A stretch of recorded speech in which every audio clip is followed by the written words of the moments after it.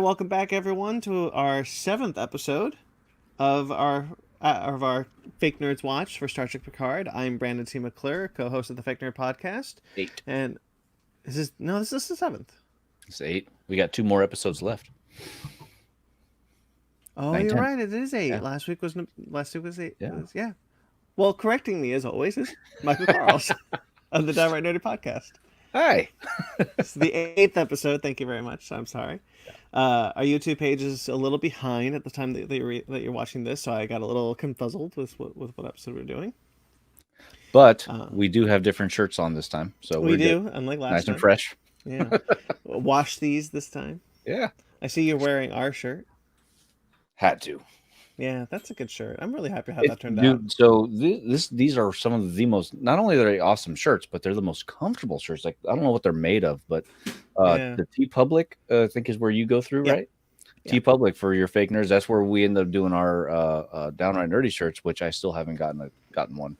But it's still, seriously, like the softest cotton, the softest shirt. I'll admit the price is not ideal, but the shirts are really nice. It's quality though. For me, I've always been one to spend a little extra if I get a little more out of it. Yeah. So yeah, that makes sense. All right, but we're not here to talk about comfy shirts. We're here to talk about Star Trek Picard. Yep. Our sequel series to the Next Generation. So let's just let's get right into it. Michael, what did you think about this episode overall? Overall, it was fine. I think.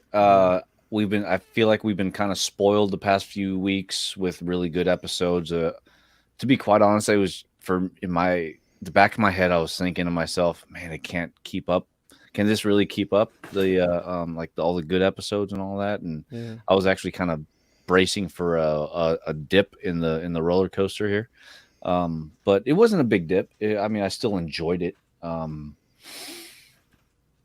We did get a little bit more insight into the Zhat Vash and their I guess ideals and why they think another flashback, another fun flashback. But I feel like this is different. This didn't go just back to Mars, right? This went years and years back. No, it's still 14 years ago. So it's right before before the Mars attacks. Okay.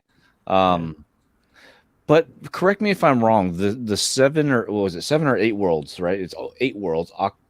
It's 8 suns. 8 suns. I'm sorry. Yeah, you're right. Did they mention any of this in the past 7 episodes? 8 suns. The Conclave of 8. Was that mentioned? I think Rafi mentioned it when we were at Free Cloud when she's talking to her son. I think. Got it. I feel like once this season is over, I'm gonna watch it once over again, just to see if I missed some things just like that, because I was completely lost when they started mentioning the 8 suns. The Conclave of 8, which she thought was 8 people, but really it turned out to be 8 suns. Yes. I want to talk about. So I feel the same way as you. I'm a little iffy on this episode. I don't really think that Picard got a lot to do in this one. Mm-hmm. There's some great character moments with the other cast. Yeah. Rios. You know what I really loved about stuff. I really loved about the Rios thing is, not only does he have all his little EMA emergency holograms, but they all kind of take on a different part of his personality. You know what I mean? So I thought that was very interesting, that the way that they did that, and the way we got a little bit more of a backstory, more death, that you love, background of death that they have to overcome, and they're still trying to, at least. That was the other Voyager reference. I meant to look it up. I don't know. Do you have Memory Alpha up? I have it up. What do you need? I can always trust Memory Alpha. A black protocol. All right. Is the Omega protocols a black directive? They called it a black directive. Are the Omega protocols a black directive? You know what I'm talking about? I do recall the Omega Directive. For It those is of you not who are just popping up watching this, on the Broken Pieces episode, but let me for just those of you who are just watching this and don't know what this is, in Star Trek Voyager, they introduced this thing called the Omega Protocols. That if they find something called the Omega Particle, Omega Directive. Sorry, you're Omega right. Directive. Thank you. Yeah. If they find something like that, like the Omega Particle that can wipe out subspace, they have to destroy it no matter what, and it's follow orders or treason. That's right. That's right. It is actually even the Prime Directive is considered null and void. Yeah. Yes, I do remember this. If you find the Omega Protocols, if you find the Omega Particle, drop everything, destroy it. I'm wondering if the Omega Directive has some sort of correlation to positronic brains. Maybe. Well, I don't think so. What I think it is we've now been introduced to two black directives, the Omega directives and this. Okay, so you don't think that there's the only correlation being that the Prime Directive is considered null and void, and it supersedes almost everything else. Yes, because Rio says that his captain, he had orders. Yeah. No matter what, if you find positronic life, destroy it. Yep. You're right. Yeah, I'm sorry, I'm just doing a little reading, but yeah, that'd be interesting to see. I mean, at this point, there's no indication of that, but we are under the assumption that Commodore O is just a bad guy, right? Yeah. Doing nefarious things. However, if this directive supersedes that, then if that directive supersedes anything, then maybe she has been either forced to or willingly been. Well, I mean, it's already been established that she is Zhat Vash, but. Well, I think she made it because she's the one we find out. So this episode starts with the flashback from 14 years ago, with on this planet that's surrounded by 8 suns. Mm-hmm. There and these Romulans are given, and she's half Romulan, half Vulcan, which is why she can do a mind meld. But these Romulans put their hand on this thing and are seen, and they go crazy about what they've seen. It's a little too brutal for me, if I'm honest, for Star Trek especially. But I think it's effective to kind of set up what the Zhat Vash's motivations are. I'm happy that we finally have some. So Commodore O incited the rebellion on Mars that destroyed the Utopia Planitia shipyard. So I think she's responsible for making this directive, a black directive. Did you notice with the flashback, the flash of Data's face in there? Yeah, the android's face that whatever species that was on that planet made became Data. Okay. Yeah. That's what I was getting at. Yeah. So I 100% agree. What else was going on in this episode other than that? I mean, they're trying. Your girl's trying to make good with the rest of the crew. And I figured that she would, but I want to talk about. Before we get to the La Siena, I want to talk about what's happening on the Borg cube, because that's where I think this episode falters a lot for me. Okay. I think that. So 7M9 knew Hugh, which is a missed opportunity that we never get to see them together. Yep. Everything that happened on the Borg cube felt useless. 100%. And underserved. But we do find out that the Romulan ship that was assimilated was a Zhat Vash ship, and that girl is Rizzo's and Narek's aunt. Yep. The head Romulan. She's also Zhat Vash, but she was crazy, and because she went crazy, she turned the collective crazy, and that's why the Borg cube was separated from the collective. So I'm kind of happy that we got an answer to what happened there. Yeah. It's a little far-fetched, though. It's a little far-fetched, and I mean, if I want to just be kind of bare bones, why I just did not like the thing. I mean, the Borg have been such an iconic part of TNG and Picard's history, and I mean, I granted this probably isn't the last time we're going to see the Borg, or we don't know if they all. I mean, they all got jettisoned off into space supposedly, and I thought that was a little bit of a. I mean, I would have really liked to have seen,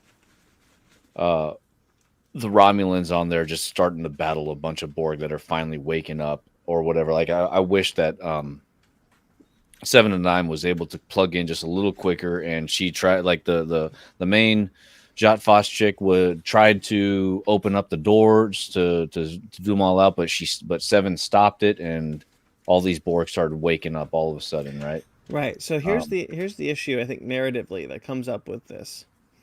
With the Borg being just like jettisoned out into space. It's not necessarily that it happened.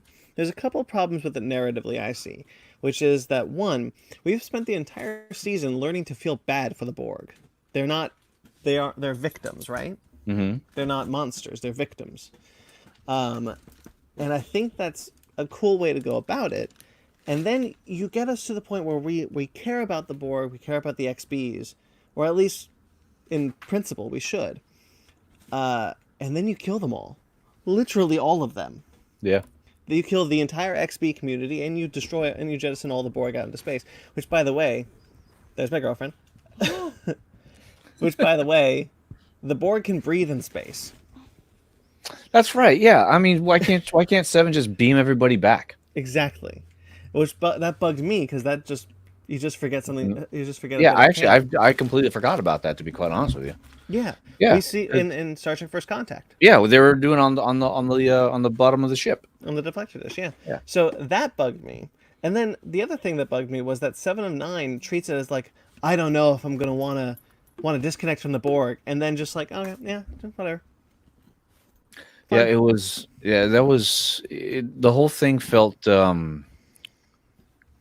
like forced. Like nothing was natural. Nothing felt naturally flowing with that. It was just very like, okay, I'm doing this. You know, it almost felt like it was like a checkbox on the writer's list. Does that make sense? I don't know. Yeah, it just kind of felt like there wasn't any. There was dialogue to explain that there should be weight to 7's decision to connect to the collective again, but there wasn't any. She's just fine after. Yeah, it wasn't. There was no emotional connection to that, and that's what you need if you're going to build up the Borg, like you just said, as the victims. And if you were to kill them all off, there has to be some kind of emotional disaster that the audience feels along with 7. Feeling that and screaming out no, like Darth Vader. Yeah, and then you assimilate the other Federation citizens that were on that cube, and you just assimilated more people. You just made more victims. What was the point of all that? The whole Borg thing was kind of there for nothing. If the end goal was to eventually save them again afterwards, like Elnor was saying, because he's so simple-minded, he's like, well, can't you just save them again? Yeah, but it's been so clearly stated it's not that simple. I mean, it's maybe not. It's nothing simple. But yeah, it would take time. But it's just weird that you have, and then like the whole like, we're just gonna make a mini collective on this cube. It doesn't make a whole lot of sense to me either, because if the Borg found out that cube was active again, surely they'd come for it. Maybe they are. See, okay, that's the other thing. Like there's this plot thread I don't remember entirely about in Star Trek Discovery that meant nothing in the first season, but then like really exploded into the second season into a fairly engaging plot line. I was wondering if this could be that. If this could springboard into what next season's plot is, and it'd be the Borg are coming back. I bet that. Oh, you know what? Damn it! I bet that's going to happen. I don't. But then you have the issue. We already, huh? But then you have the issue of like, well, the Borg are now victims. So if this is the final stand of the Borg, well, not only that, but then you also have the issue of Borg again. Yeah, but I like the Borg. I do too. But the whole point of this show is something new, right? To see Picard come full circle back to that captain, broken pieces being put back together, right? Well, technically, it's all about something old because they brought back Picard. True, but at the same time, like the whole, just the opening sequence of it is just a broken man trying to make his way back to where he was, right? Sure, true. Yeah, I just feel like the Borg stuff just was really half-baked. Well, I guess, though, if you're going to go all the way back, he's going to have to confront the demon of Locutus again. and not just that little stint he had on the Borg cube, just what last or 2 episodes ago. Yeah, I would like to So, see a kind of final. I mean, they could. There is potential to do it right. There is. I could potentially see the show trying to be like a final stand of the Borg. Perhaps. Yeah. And I would like to, and if that were the case, I would like the next season to bring in Janeway. Do we think that maybe the synths have any type of like become maybe even an ally or maybe not an ally, but a creator of sorts to a new generation of Borg? No, I think they're going to treat it as first contact in the sense they're going to be part of the Federation. Oh, really? So synths would have their own homeworld, yes, and then they have to try to incorporate themselves into the Federation. I see what you mean. Yes, that's what I think. Because, like I said, Rios does lay it a little thick, but they followed first contact protocols. I think that's to imply that you should. This is a new species. God, it just really gives me a huge just Battlestar Galactica vibe. You remember in the, a little bit. You know what I'm saying? Like the two come together for the arm, and then all of a sudden, like one of them just gets wiped out. Although only this time it's the opposite. The machines get wiped out. Yeah, there's a lot of it. Star Trek Picard does wear its influences on its sleeve. I've talked before about Blade Runner's influence on the show. Yeah, Battlestar Galactica weighs heavily on a lot of modern sci-fi because of how revered it was. Stargate Universe was completely different because of Battlestar Galactica. Mm-hmm. There's also another influence that I noticed with this idea of the synth homeworld. I brought it up a little bit before, a little bit in a couple episodes ago. So if the audience doesn't remember, that's fine. I read a comic book called Descender. I don't know if you've heard of it. Oh yeah, I have Descender and Ascender. Yeah, Ascender's great. So Descender, for the audience, is written by Jeff Lemire and with art by Dustin Nguyen, and it is about a catastrophic event that happened at the heart of this, what is this version of the Federation. And these robots destroyed all technology. Made this big attack, and so all technology was banned, and robots were banned, and they created a homeworld where they could live, and then that's reminds me a lot of Picard. And when we got to the point with the synth homeworld, I started seeing it a lot. That that Descender might also be an influence on this book. Got it. Interesting. Yeah, it's been a while since I read it, so I admittedly don't remember a lot of it. Yeah, that's fair. Let's talk about Jurati. Your girl, yeah. So she, oh boy. So she like wakes up from her coma and she apologizes profusely. I think Picard, she tries to get at her for a little bit, and it's like, we're going to Deep Space 12, and we're going to turn you over to the authorities, yada yada. And she said, yeah, I'll accept that. I felt the whole thing really felt. I mean, once she explains herself and everything, I feel like the crew accepted her apology a little too quickly. I think so too. I'm happy.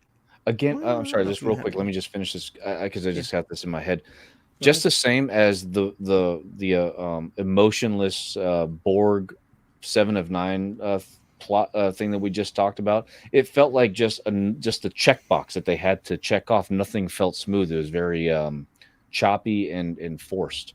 Yeah, well, I think that goes to the idea that this episode is catch the audience up. That is it. Yeah, I guess. And I'm assuming that that's because they could not fit both of those incidents, the forgiveness of the Doctor and the destruction of everybody on the Borg cube, into the next 2 episodes, the last 2 episodes, which are connecting. The Borg cube thing bugs me so much. But do you understand what I'm saying? They just try to fill it up real quick because it had to happen before the last 2 episodes. Yeah. But they just rushed it, and in turn it feels unnatural, and it doesn't feel as an audience, I don't feel that connection to I don't feel the connection to what the producers are trying to portray. I agree with that. One more thing on the Borg cube thing. It just feels like now the plot line was unnecessary. Mm-hmm. Like, I don't understand why it needed to be there. If you're just going to now do that they're all gone. Yeah, it's just weird. Anyway, but I anticipated the idea that Jurati would have some sort of redemption arc, that she would you said that a few episodes ago. Yeah, that she would be not necessarily tricked into working with O, but I said last time that it reminded me of a violation from Star Trek VI when Spock mind melded with the Vulcan. Not only that, but even Deanna Troi experienced that too during TNG. I think it was at season 4 I think Jurati was traumatized by what O showed her, especially if you know that the idea behind this image would drive people insane. Like that image drove everybody on the Jat Vash insane except for one. And that mind meld was enough to terrify her and traumatize her, that she felt like she had no choice. She even says it to Bruce, like, I wish I didn't know what I know. And she also said to Picard that she thinks about suicide every day, and that's the only thing that gets her through the day. Yeah, that's heavy. Yeah, that was probably. If I'm as an audience member watching this episode, that's the only line that really emotionally gets to me. You know what I'm saying? Like as a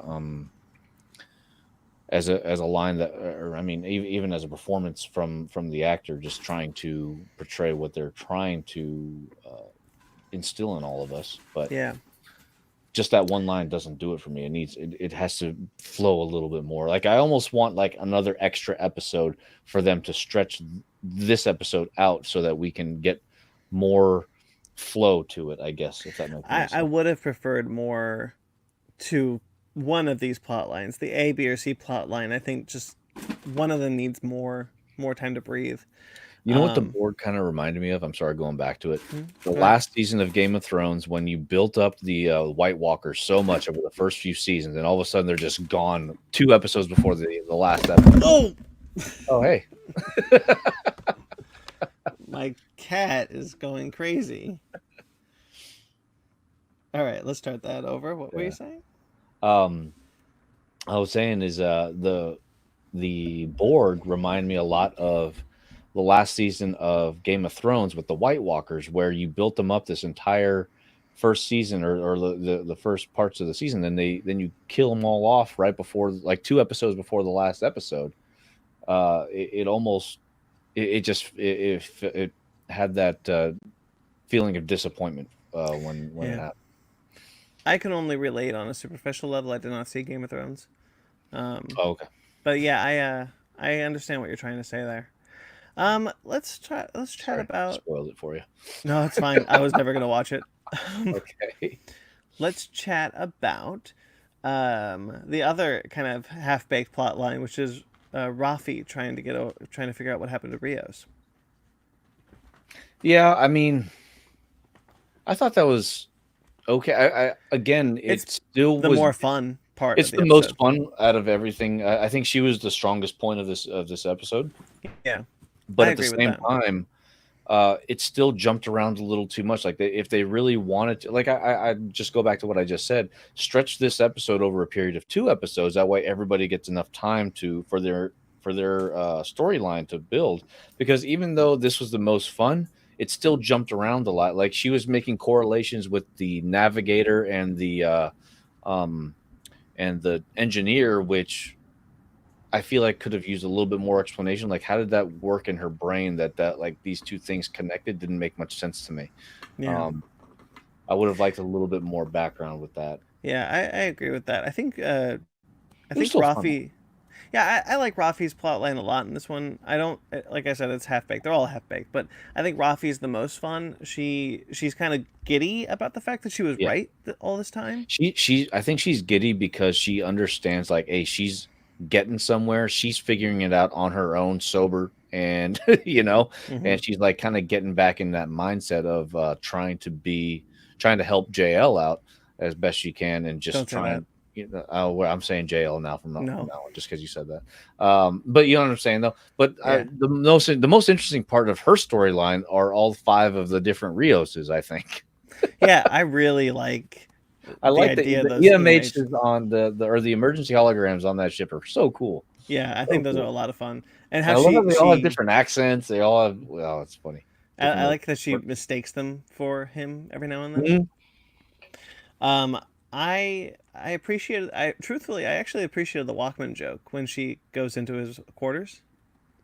Oh yeah. To talk, like I kind of always appreciated how Star Trek was. We've talked about it before. Like Star Trek is weird because they use like classical music because that was the cheapest music they can get. Yeah. I do like that they're still like, oh, classical music. It's the Smiths. Yeah. And then like she doesn't know the technology.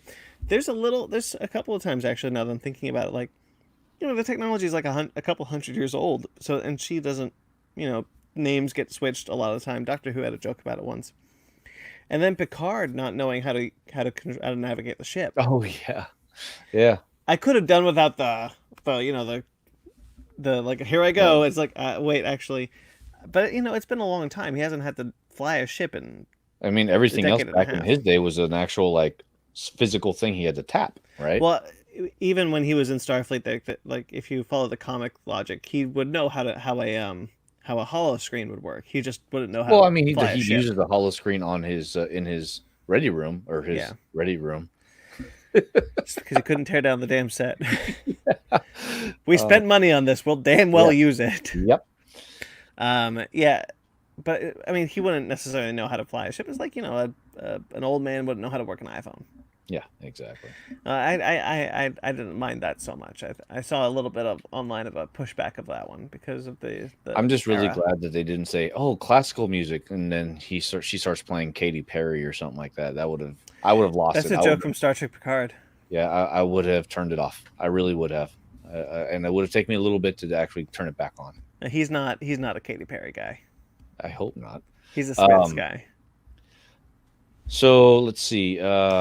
We get a little flashback when Picard remembers he's talking to Rios at the very end. He goes, "Hey, this reminds me of being an ensign on the bridge of the Reliant." You remember that? Yeah, that was a cool little flashback, or not flashback, but just Easter egg, right? Yeah. So that's my favorite part of the episode. Yeah. When he's talking about all the emptiness in space and how when he's relating to Rios as Starfleet. Yeah. Mm-hmm. He forgot how much he loved it. You know what I mean? It's But there's a line in the episode that really hits me, and it's something that directly addresses my issue with modern Trek. And he talks, and Picard says, "You didn't fail your captain. Starfleet did. They succumbed to fear and hatred and isolation, but we have more powerful tools, hope and optimism, and because of that we will prevail." And I really appreciated the idea that, like, we talked about when we did the live streams, if you were going to do a show about bringing back hope and optimism to Star Trek, it'd be with Picard. Mm-hmm. And that's what I think that Picard as a character, and I don't think the show quite does this well, but him as a character is all about him trying to show everyone that there is hope in the galaxy and that we shouldn't be succumbed to this hatred. Yes, I remember saying that like the only person that it should focus on if that's the directions they want to go would be through Picard. I remember talking about that. The only thing that I kind of wish we got was, I mean, theoretically they could still do this, but in between the time of Mars and Picard, or even before Mars, right? Have another series showing, like, if you really want to show like how far down Starfleet has become, show that in another series where it's almost like you're one, like nothing is familiar, like this is Starfleet, but you see the decline of the morals or whatever the reason of I would assume would be like the higher ups in command that are kind of losing their way, which causes this this tragic event of pushing out the synths. Well, I don't think it was a gradual thing, which would be difficult to do as a series. I think it happened because because they were afraid. I'm gonna make they're afraid of all that. It was the oh geez, I'm just lost my train of thought. I'm gonna make a really bad parallel here. It's like their 9/11. You can when the Utopia Planitia shipyards were destroyed, tragically millions of people were killed. The entire planet is supposedly still on fire. That one incident was so scary that they succumbed to that fear of synthetic life. Much like what happened to the United States after 9/11. We got a lot more scared during 9/11. After 9/11, we succumbed. Star Trek Enterprise did a story very similar to this. Now that I'm looking at it, where they had season 3 is a 9/11 parallel, and how you can't succumb to fear and hatred. And I think that's what they're doing with this. Personally. Yeah, there's a couple things that I don't quite agree with that, but then I'd be getting into a different type of conversation I won't get into right now. That's fair. But either or, I mean, me personally, I would have liked another, maybe even a miniseries. It doesn't have to be like an actual series, maybe a miniseries or maybe a TV movie that would explain something a little bit more that would actually make me believe like, okay, this is really not the Starfleet that we once knew and loved. Sure. You know what I'm saying? Yeah, I get you. I think that would be a little bit, just a little bit more explanation that are not in the form of flashbacks for the first 5 minutes of every episode. I think that type of story to tell would be a comic. Yeah. But at the same time, like I've always been, maybe I was talking to somebody else about this, but I think it was, so recently I watched the movie Dune, right? And I could not stand it. Yeah, it was it was one of the most terrible things I've ever seen. But people keep telling me that the books were so much better, and you should really, really read the books. And I thought to myself, like, yeah, that may be interesting for me sometime, but I don't want to have to read something in order to understand what goes on in a show or a movie. I think that anything that's reading material should be supplemental to that, unless they're deriving it from a book, which I guess Dune technically did, but it was so long ago that I kind of feel like I wouldn't want to read a 600-page book over a 2 hour 17-minute movie. But in retrospect, the movie was that bad that I kind of want to read it. I am actually currently reading the book. Okay. Well, so only reason why I'm saying is because I feel like the story of how Starfleet, of like a gradual decline in Starfleet's morals, I think that sort of thing is not necessarily what anybody wants to see in a TV series, especially when it comes from Star Trek. And I'm not sure the story. We would. I personally wouldn't. I'll be honest with you. Oh wow. See, anything Star Trek, even if it's bad, I want to see it. Like I'm still going to watch Discovery. Because I have CBS All Access, I just haven't gotten around to it. And I'm not also saying that I personally would not read the Star Trek comic book, because I absolutely would. But I think for the average viewer, they're not going to want to read a comic book. And that's true. But I also don't think for the average viewer, it weighs that heavily on them. That's right. I did not think about that. You're right. Yeah. I think for someone like us, I'd be interested in hearing more of that story. But for the average viewer, I don't think that interest is there. Yeah, good call. I could be wrong though. Let us know in the comments. Yeah. Although I think if you're watching this, you're pretty much on our side with a lot of things. Probably. Yeah.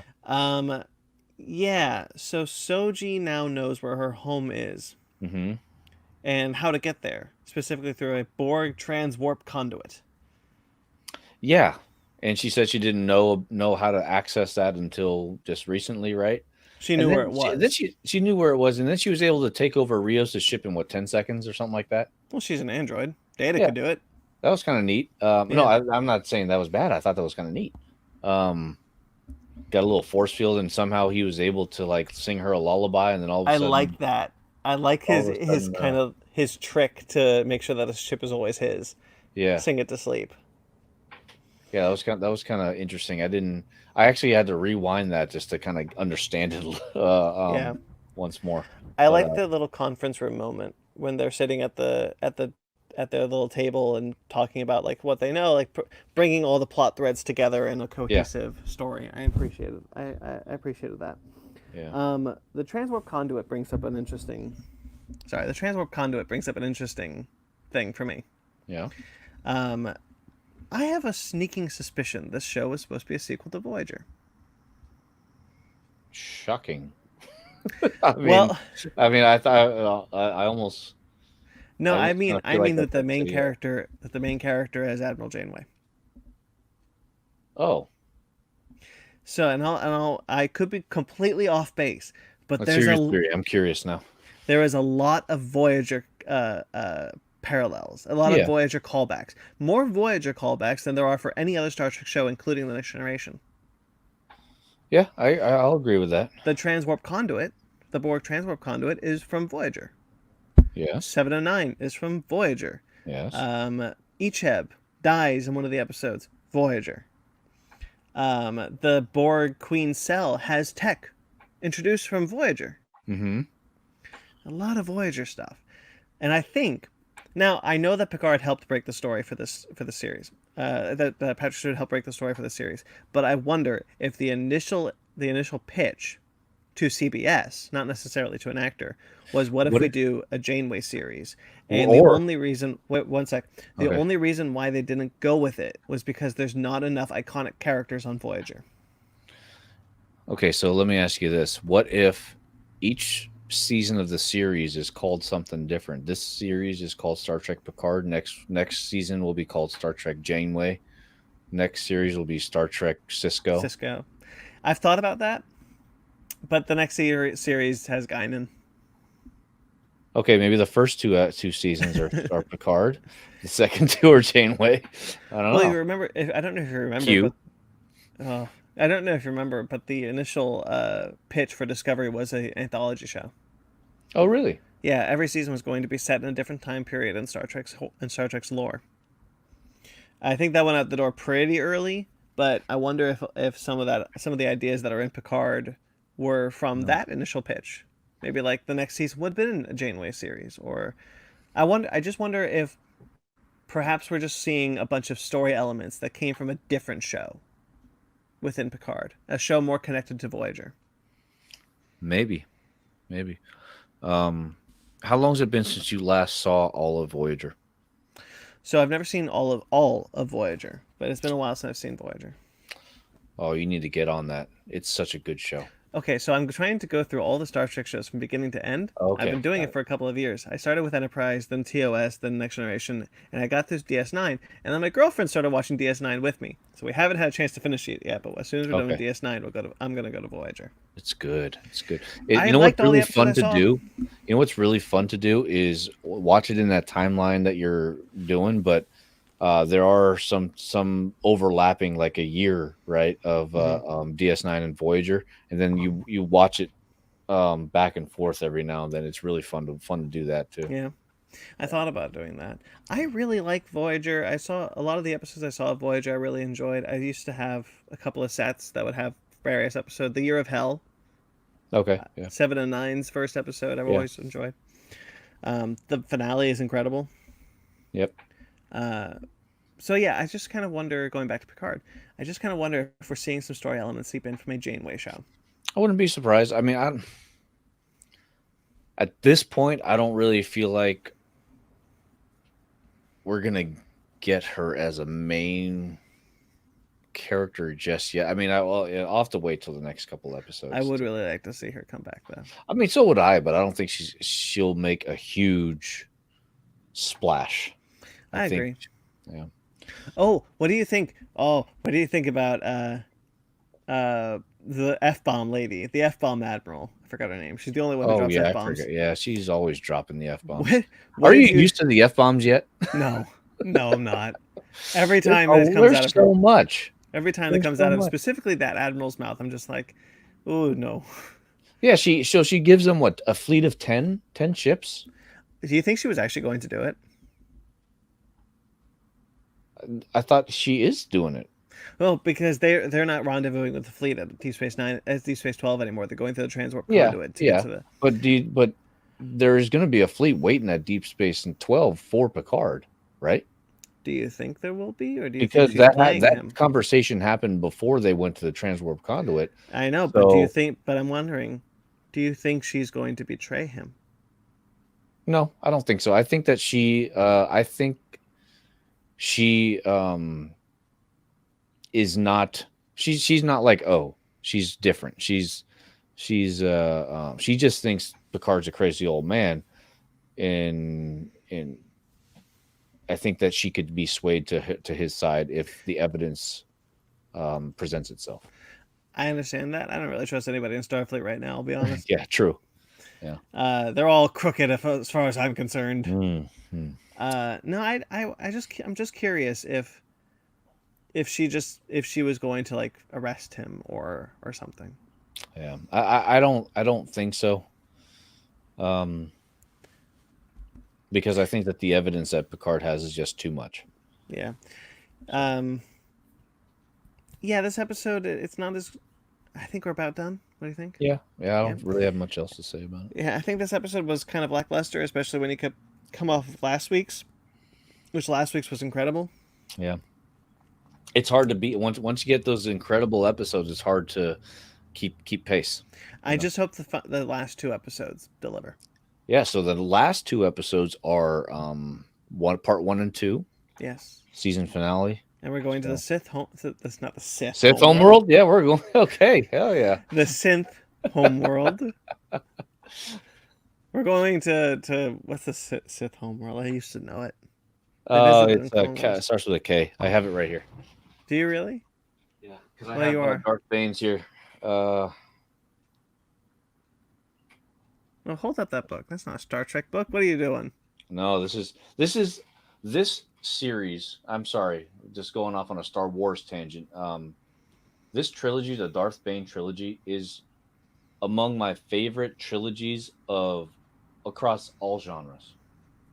I absolutely love this. Drew Karpyshyn is an incredible author. Sorry, I'm gonna have to. It's gonna bug me if I don't figure out the name of that. Find out next week what this name. Find out next week what it is. Not the Synth homeworld, the Sith homeworld. Yeah, Sith homeworld. No, okay. So I think we'll wrap up while you're doing that. Yeah, I just hope the next two episodes deliver. I want to see more. I don't want to see the Borg gone for good. And I'm very curious as to what this homeworld looks like. Oh, Orville. Corbin. Yeah. Orville has a similar episode where they go to the homeworld of Isaac's people. Oh yes, I do remember that. Yeah. Good two-parter. All right. Yeah. So let's get out of here then. Next week, the second to last episode. Second to last episode, yeah. All right, so guys, you can find me at Fake Nerd Podcast every Sunday, every week. God, by the time you listen to this, I have no idea what we'll be talking about. They canceled all the movies. All the movies are gone, so we'll be talking. What's on Netflix? How about that? I have no idea. They canceled New Mutants again. We're never going to get that movie. Never. They should just release it on Disney Plus. Yeah. So I don't know. We have an episode of Bloodshot up, I'm sure. So you know. Okay. All right. Last movie in theaters. I'm every week you can find us here until the end of Star Trek Picard. Click like and subscribe to get more episodes. Click the little bell icon as well. To be notified when new episodes arrive. I'm at BT McClure on Instagram and Twitter, FakeNerd Podcast on all socials. You can find us. Michael. You can find me over at downrightnerdy.com or on Downright Nerdy Podcast on your YouTubes or on the Instagrams. If you're trying to find me on Twitter, find us over at Nerdy Downright. I don't know how to do the Twitter stuff and I can't change it anymore. So that's where you find us. And if you guys get a chance, we're giving away a whole bunch of stuff soon. So check out our video, our mini milestone giveaway video. It's like 15 minutes long. It's on our YouTube channel. Check it out. Figure out how to enter, and you're not going to want to miss it. It's going to be a fun time. Yeah. All right. Definitely want to subscribe to his stuff. His information will be in the link below as well. All right. Until next week. Always sad to end a Star Trek talk, but here we are. Live long and prosper. Live long and prosper, my friend.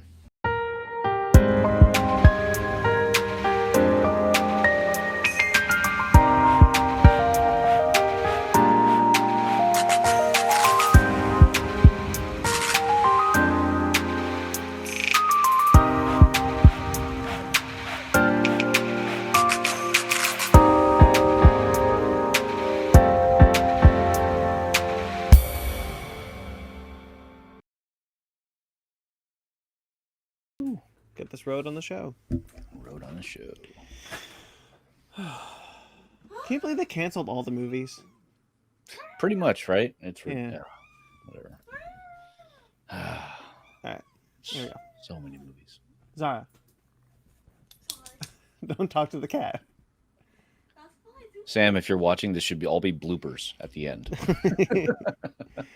He used to do that. I'll do it every now and then at the end of an episode. Yeah. Just put something stupid at the end. All right, here we go. Wait for all the dogs to... They're getting fed. They're excited. All right, here we go. Okay, here we go. That's fine. We're good now. Sorry. How's Riley, by the way? I haven't asked.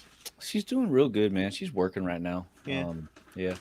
That's good. Usually she doesn't work on Sunday or the weekends, but she picked up a couple extra shifts. School's been canceled for her, but everything's online for her. So, sure. It's just nothing really changed too much for in her world. She's still just working super hard. I mean, it's kind of bummed. Like the past couple, like every other week for the past like month and a half, we've been not able to do a show because she's either gone or I'm like, and it's kind of, I feel so awkward doing a show by myself. I do too. It's so weird. I can't. I did after Comic-Con. So the first year we did this was like 2 weeks before Comic-Con. Yeah. And we didn't have an episode coming out that week, so I decided to put out what became our first special, but it was just me talking about some of the stuff I saw at Comic-Con. That was awful. Dude, it's so awkward. Like I'm looking at this thing, I feel like I don't breathe at all. Like I feel like I keep talking and talking, and I'm like, oh, it feels so awkward. Yeah. I feel like I just ramble. All right, here we go. All right.